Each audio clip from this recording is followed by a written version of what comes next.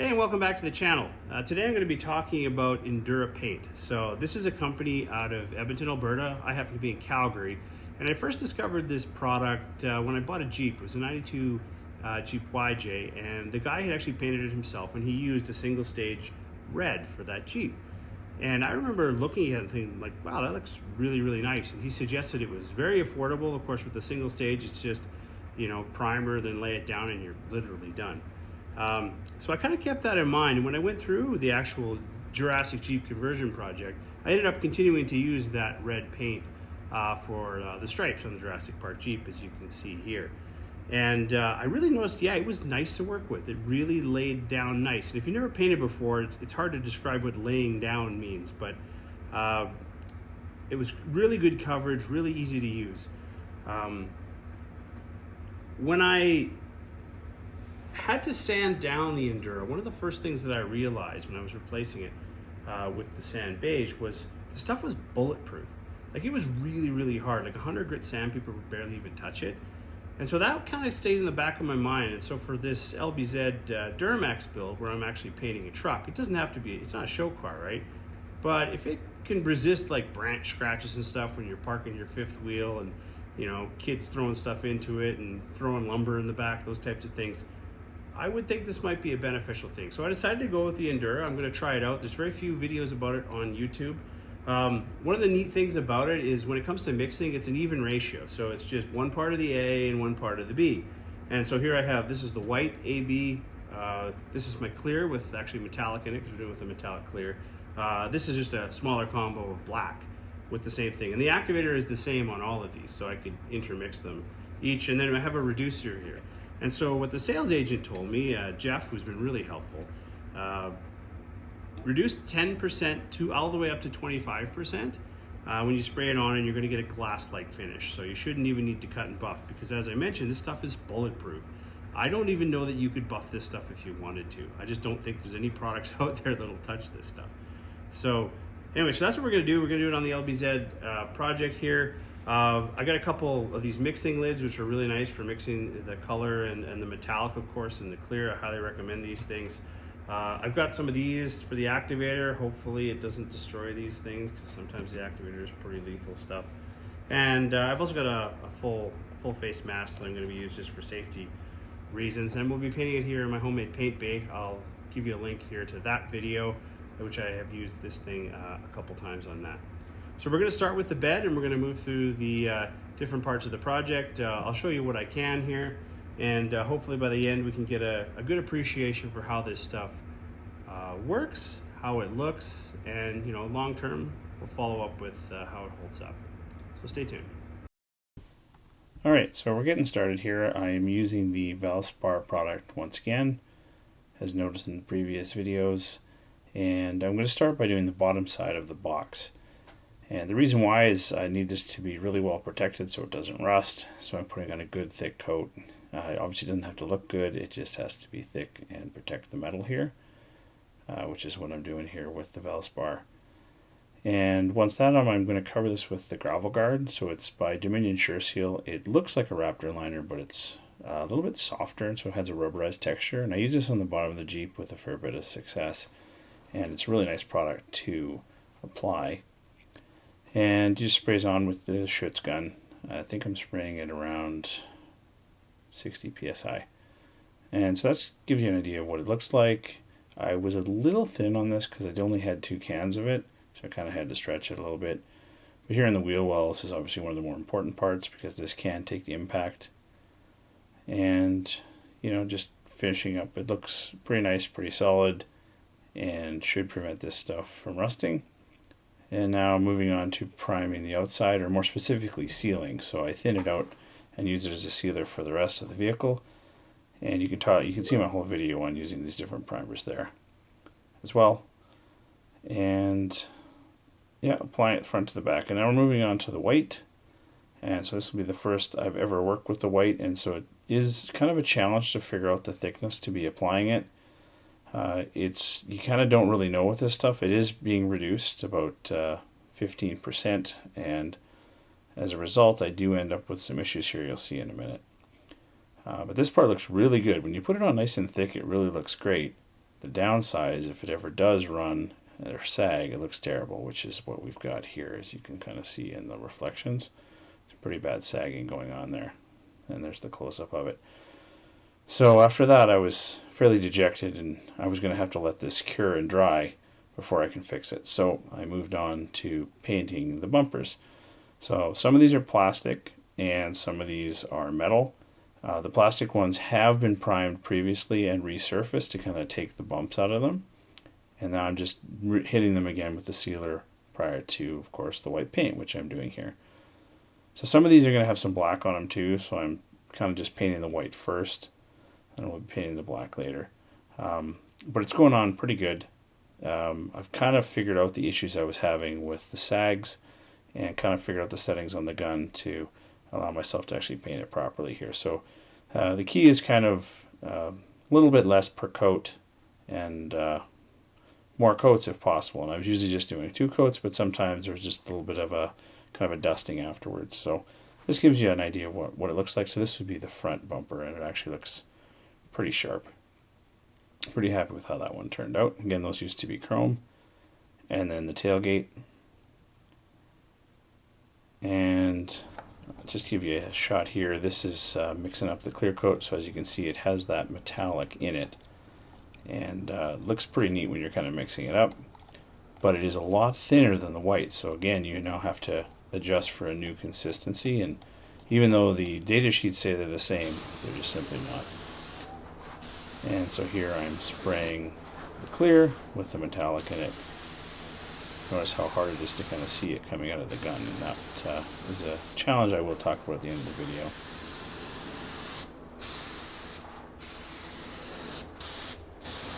And here doing the mud flaps for the rear. I did hit all of the plastic pieces with an adhesion promoter in advance, and then left it for 30 minutes prior to priming and then painting. And there's the completed tailgate and the completed bumpers with 2 coats of sealer, 2 coats of paint, and 2 coats of clear. Ends up looking pretty good, not bad for plastic. And here's kind of a close-up where I'm trying to showcase the metallic, and I thought I'd take it outside because it was a little bit easier to see outside, although it is still a bit of a challenge to kind of see that metallic. And that's what they warned me about with white. It's one of the hardest colors to actually see the metallic. Here you can actually pick it up pretty well. I just kind of grabbed this quick one day.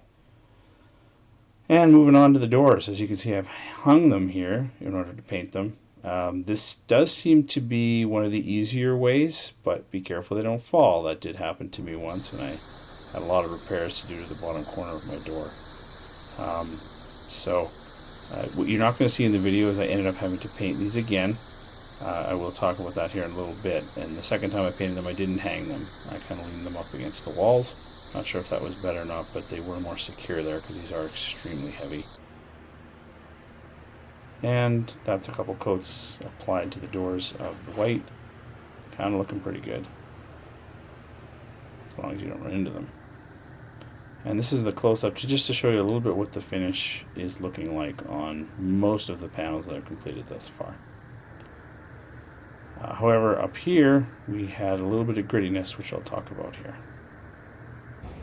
All right, so I'm about halfway through the painting batches. So I made up about 10 batches with paint, and then there's another batch of Noxidol for finishing, and then a batch of the Raptor liner.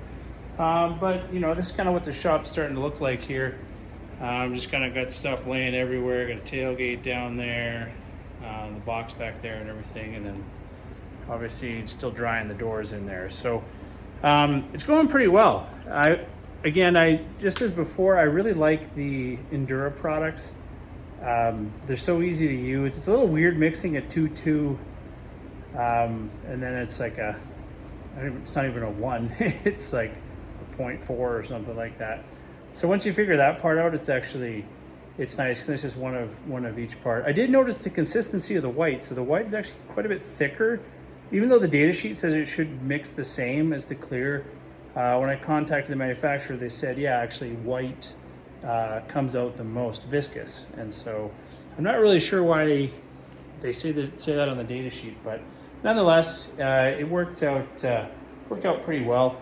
I am happy with the results. You can actually, the metallic flake is really subtle, and it's really hard to see, and I can show you some different pictures and some shots of the pieces outside just show what they look like.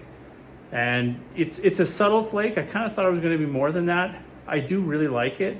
I think I would have liked it with more as well. So it's kind of, you know, 6 of one, half dozen of the other. So anyway, it's been a bit of an adventure. I think I've been going at this for a couple weeks now here in March. It has warmed up, and that's helped out a lot, because when it gets cold, you really cool the garage off. So like right now, I'm just running air in through the window and then out through the fan. Let's take a little quick look inside here. So right now, it's been curing and drying now for about 20 minutes, I would say, on this last batch. Some of the handles down there as well. So yeah, it's working pretty well. One thing I'll say is this paint booth is excellent. Like the quality that you get, there's never anything on the paint. Like there's no grit at all. And so I would say the quality of the booth is high. The floor gets awful sticky. So I'm satisfied with this. One of the things that I discovered throughout this process was the base coat that they sold me from Endura is actually a single stage. So they don't really have the concept of a base coat, and if they do, that's not what they sold me. So you don't actually need the clear to finish it. It just obviously adds the metallic flake as well as the depth, the optical depth, and a little bit of protection that comes from a clear coat. So ultimately, yeah, I'm happy with it. Happy with how the doors have come out, and really happy with the tailgate. Actually looks pretty neat. So anyway, I did have a few little incidents bumped. It's really hard when you're working in such a small space not to bump into things, which is kind of one of the big things. I did bump into that door back there. I don't know that anyone else will ever see it. Wear clean clothes. You know, don't use your old oil-covered coveralls when you're doing this. I started doing that, made a mistake, had to redo a small panel, and then switched to my brand new coveralls. So anyway, so that's it. We're gonna let this stuff cure up and harden up, and tackling this weekend. I'm gonna try to do a whole bunch more of the panels, and then hopefully get this thing wrapped up before the end of the month. So stay tuned. So now I'm tackling the hardest piece, and starting with the sealer. I ended up doing the Jeep roof 5 times, so I'm really trying to do better on this one because it is the biggest. You have to reach across it. I did have an issue where my gun was dripping a bit, and it dripped right on the panel, and I had to redo it. But that was able to be fixed fairly well. Applying the white here. I don't know why you can actually see the striping here right now, right? And despite the fact that I crisscross it, do 2 coats and clear, I actually, at the very end of this process, you can still see that striping. I was hopeful that you wouldn't, and it's fairly minimal, but it is going to stay, and so like these details matter at the time. What? What do you want? You want something, I can tell. You want me to take you somewhere. I can smell it on you. And you're like, he looks pretty busy. I'm not sure I should ask him. Oh, I would never worry about how busy you are to ask you for something that I want. Yeah, that's probably right. So what do you want? Alright, with that out of the way. Painting the wheel arches. So these are plastic. Can't remember if I used the adhesion promoter on these. I don't think so, because they're basically a hard plastic. It's not necessary. Also doing these replacement fenders. So they came in black, so I knew that I needed to get them really knocked down color-wise with the sealer. It is pretty fun painting new panels, I'm not going to lie. There's no rust, there's no problem, there's no Bondo, they're just brand new, which is kind of cool. But they do have a lot of black that I got to get rid of, which is what I'm doing here. And then on to the white. And again, the arches took to it pretty well. There's going to eventually be a problem when I put these together of do they all match.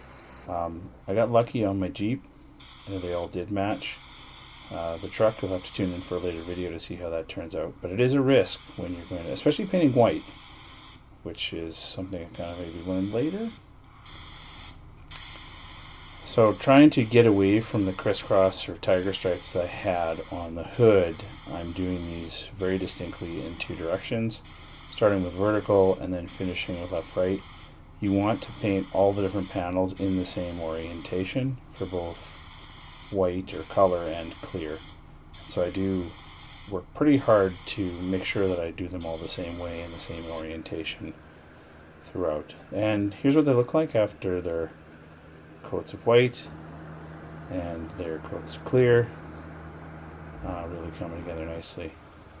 And you can kind of see a little bit of not only the texture that's there, but also the metallic flake in the paint.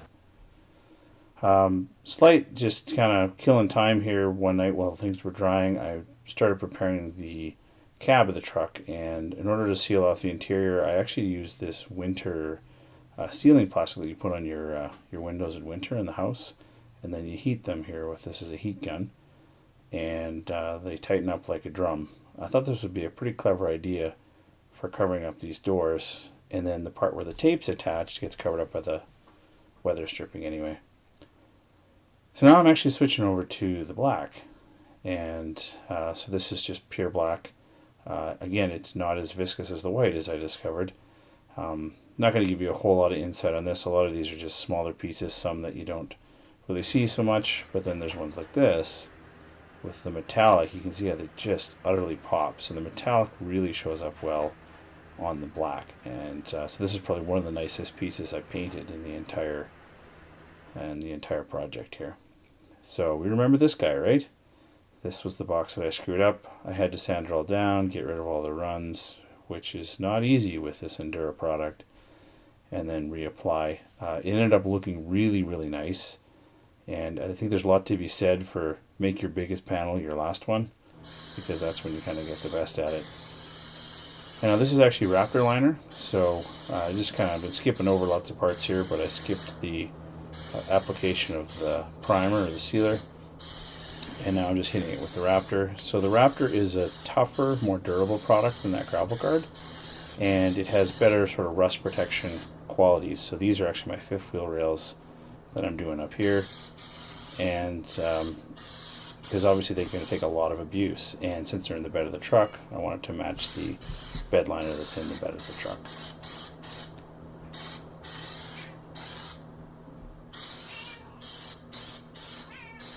And I have a visitor, it would seem. Alright, and now moving on to the tailgate. So again, this will mimic what the bed itself is going to look like. And so primed first, and then hitting it here with the Raptor. This Raptor liner really goes on nice. I think I'm spraying it at about a 45 psi, and so there are different details based on the texture that you want, what you should spray it at. You can even spray this stuff in an HVLP gun if you wanted to get it almost like really, really small texture. But I want kind of a big texture because that's what's existing in my old bed liner, which I'm going to be painting over top of later on. So I want it to be as rough as possible. Same thing here with the running boards. Obviously you step on these, so you need them to kind of grip your boot. And I'm also really wanting these to be rust proof because they are going to be in the line of fire, and the Raptor liner, through a lot of tests that I've watched on YouTube and otherwise, proves to be one of the best rust proofings that you can buy. And so there's the tailgate with the tape now removed, and you can kind of see how the interface with the white works.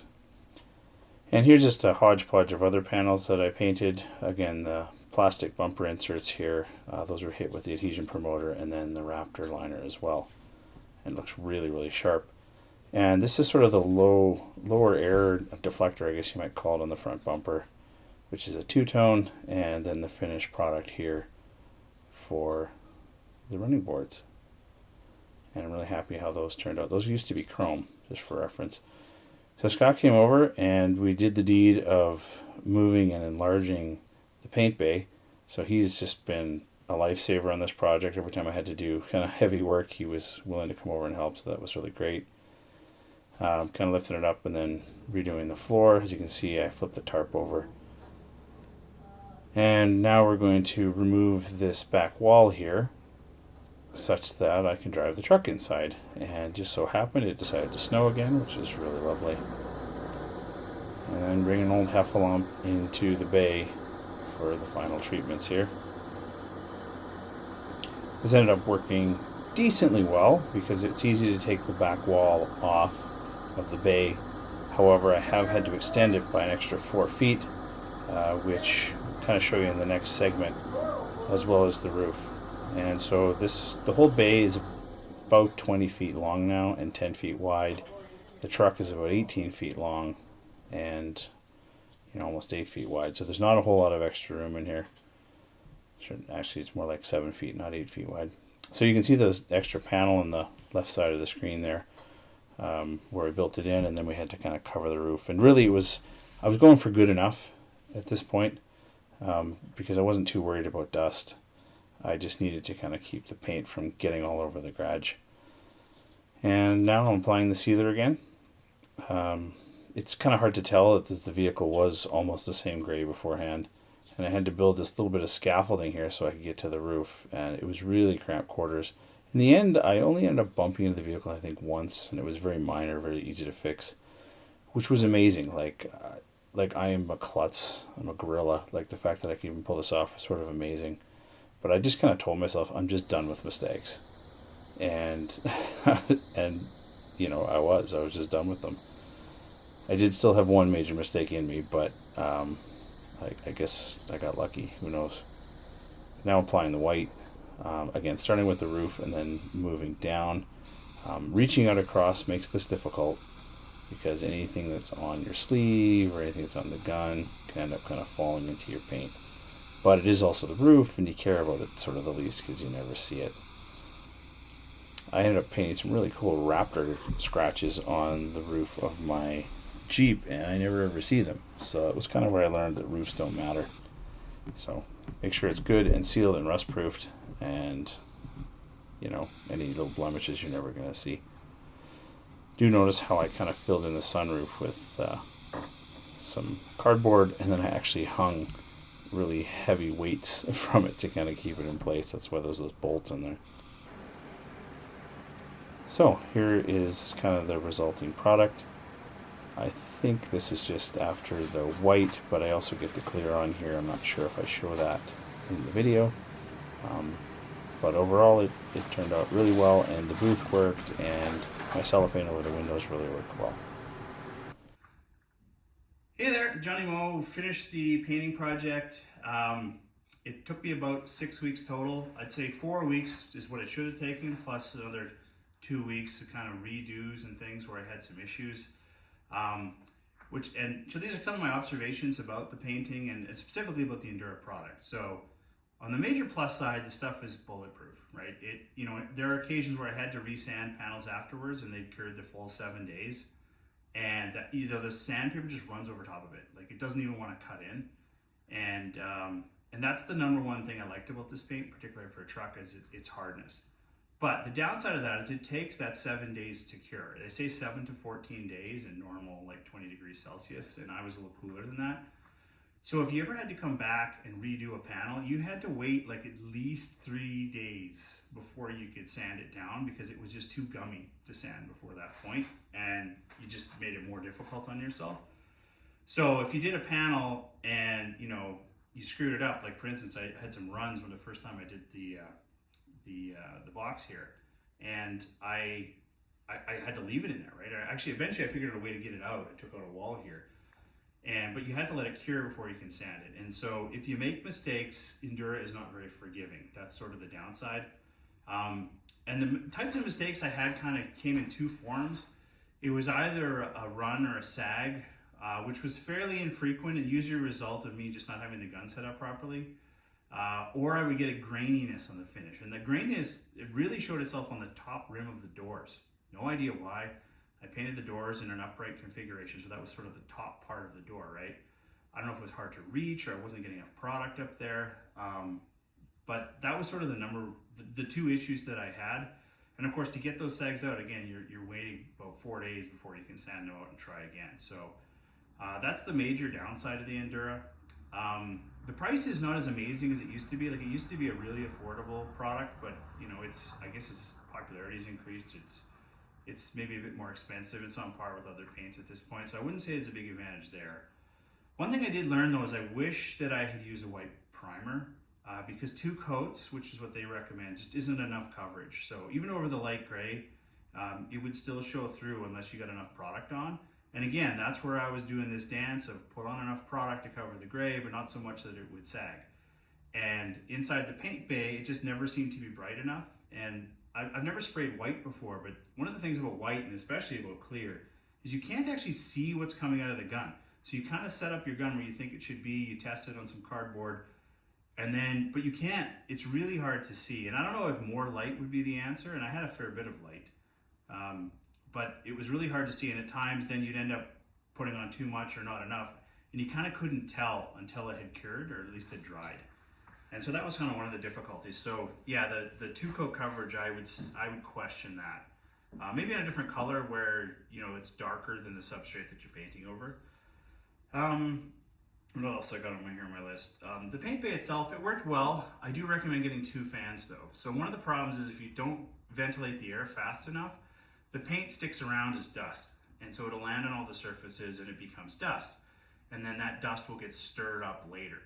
And now this was particularly noticeable if you paint a dark paint. So when I was painting the white, I had a white floor, you know, clear walls, like it stayed nice and bright in there. But as soon as you started painting the black, the floor turned a dark gray. You have a dark grit on everything that's in there. So it's very evident that you'd painted black. And so your overall luminance went down drastically and you get a black dust everywhere. When I was painting with the 2 fans, which I did at the end when I expanded the bay to fit the whole truck in, I got way better ventilation. And the second fan I was using was actually better than the first. So CFM of your fans really does matter there. You know, on the gun itself, I was using just a vapor gun from Princess Auto, so kind of not the cheapest ones, but you know, in the cheaper family of guns. And you know, keeping it clean is an issue. I'm sure that's an issue for every gun, but these in particular, I found them a bit hard to clean. And over time, as you'd accumulate paint inside the gun, you think you'd be cleaning it up, but you end up, there was stuff in the gun. So I did a real deep clean on the guns, left them in solvent for 24 hours. And what happened is the paint that came on the gun started coming off. And the result was that paint was actually inside the gun as well. So I started getting clumps of this dark blue paint coming out of my gun in the middle of a spray. And it wrecked a panel, right? And so, like, that's just dumb. Like, whoever decided to paint the paint gun was just dumb. And so it's just things like that they haven't fully thought through. I think when it is good and clean, it will spray, you know, 90% as good as a high quality gun. You can just tell by the construction that it's pretty decent, right? So I think if I was going to do this again, I would invest in a more expensive gun. This is a lot of work. This was 6 to 7 months of my life for this whole project. It's probably worth spending $300-400 on getting a good gun. What is a good gun? I don't know, but you know, figure that out. The last thing I would mention is, so they suggest that you can thin the Endura paint as much as 25%. So that's like a 2-2-1. I was doing more like a 4-4-1. It was more like about a 15-12% reduction, and it would even sag at that ratio. So I don't know how you could get away with the 25%. This is definitely not what I would call a glass finish. It has a little bit of orange peel. It looks nice, but it's not a perfect glass finish. And they say that you can get that without buffing and polishing, because you can't buff and polish this. It's just too hard. So I'm a little bit disappointed in that it's not as flat as I would have liked. And it might just be me, it might be the paint, it might be the temperature. There's so many other variables, but in the end, I'm happy with the result. There was not a lot of room in here, and my biggest problem was moving panels to some place that they could cure while I painted the next panel. And that ended up slowing me down a lot because you just couldn't move things when they were still curing. And so it ended up taking 6 weeks. And you know, here we are in the spring of 2024, and today I'm hopefully going to be starting to put this thing back together. So in the end, I do enjoy the painting, but it does get tiring, especially when you wreck a panel, which I did with one of the fenders. And that was, of course, put it somewhere to be safe, and it wasn't safe, and it ended up falling over, hitting something, getting a big dent. So that was really disappointing. And so make sure you got lots of space, good ventilation in your booth, and a good gun, and then Endura will treat you pretty well.